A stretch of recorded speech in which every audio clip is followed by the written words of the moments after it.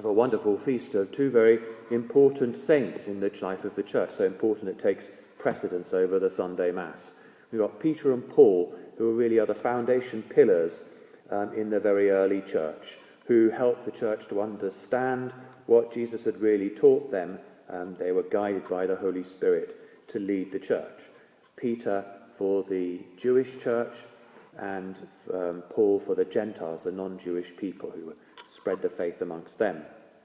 And both, they're very different characters, each of them. When we look at Peter, he was come from a humble origin, being a fisherman, and we don't know how fervent his faith was before he met Jesus, but it didn't take long for him to leave everything and follow the command of Jesus, that he should follow him throughout his mission in Judea and then in Galilee and then into Judea.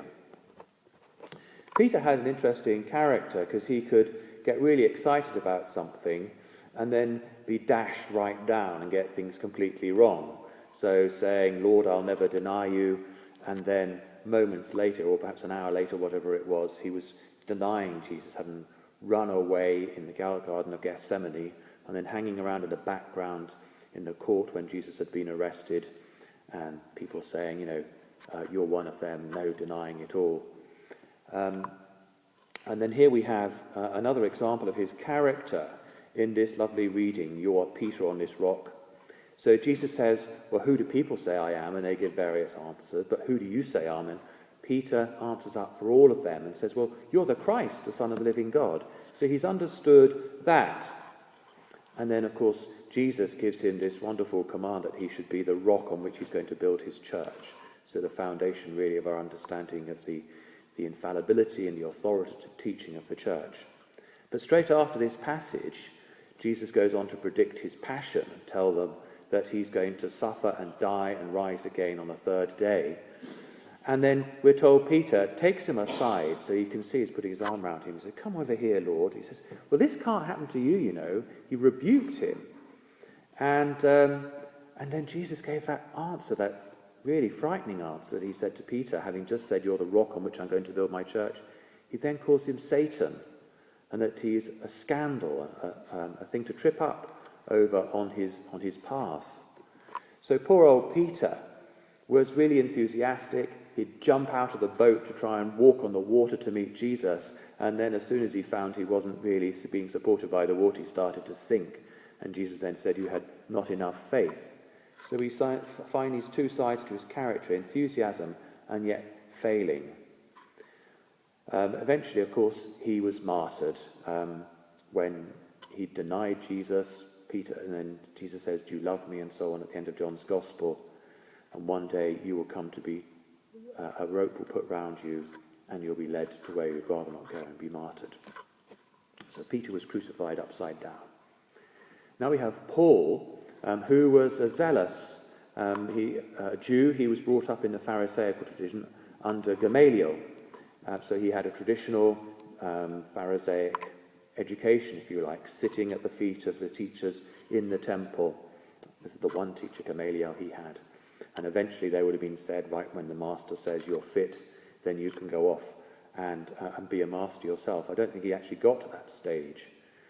Although he was zealous, he approved of the killing of St. Stephen, the first martyr. And then he was off on his way to Damascus in order to defend the Jewish faith against this heresy, he was, as he saw it, of Christianity. He wasn't called that at the time. And so he went up to arrest the early Christians. And he had this vision of Jesus. He'd never seen him in the flesh before his death and resurrection and ascension. He had a vision of Jesus. "Why are you persecuting me?" And all of that zeal that he had against the church was then directed into evangelizing and spreading the faith. And he just went off and hurled himself into it. And he withstood all sorts of temptations and trials. When he was shipwrecked several times and spent 3 days in the water, he'd been whipped with the 39 lashes, beaten up, stoned, and they left him because they thought he was dead. And eventually, of course, martyred with the sword in Rome. So we have two people who are very different and yet both called to be great saints and pillars of the church, both with their own failings as well as their virtues. So really the church is, as well as celebrating its pillars of teaching faith, it's also reminding us about ourselves, that we don't have to be another particular saint like that one or that one our favourite. But God is calling each one of us to be the saint that he wants us to be, and to use our humanity, everything about us, even our psyche, everything about us. He wants to sanctify so that we can be the saint that we are, not that somebody else was. And then we have a sign of great hope in these two wonderful martyrs. Like Peter, we might think, well, sometimes I'm enthusiastic about my faith, and sometimes my prayer seems to be working, or whatever it is. Sometimes it's really easy to go to Mass. And then other times I slip up, and I let myself down, and so on. I let God down. Well, like Peter and like Paul, there's hope for us. God, with his grace and with time, moulds us into the saint that he wants us to be. So in prayer and thanksgiving for the wonderful saints Peter and Paul.